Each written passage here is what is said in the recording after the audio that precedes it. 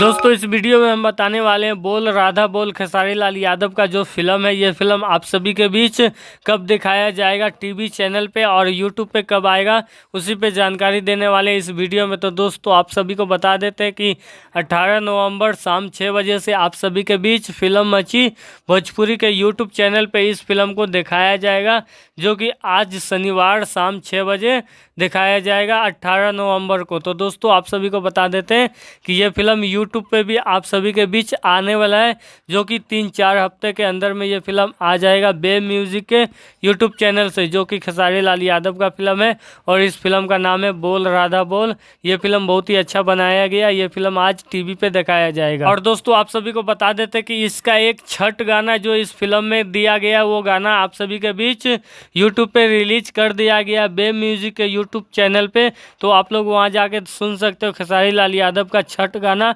आ गया है, बोल राधा बोल फिल्म का जो एक गाना है छठ वाला, वो गाना आप सभी के बीच यूट्यूब पे आ चुका है। तो वो जाके आप लोग देख सकते हो बे म्यूजिक के यूट्यूब चैनल पे।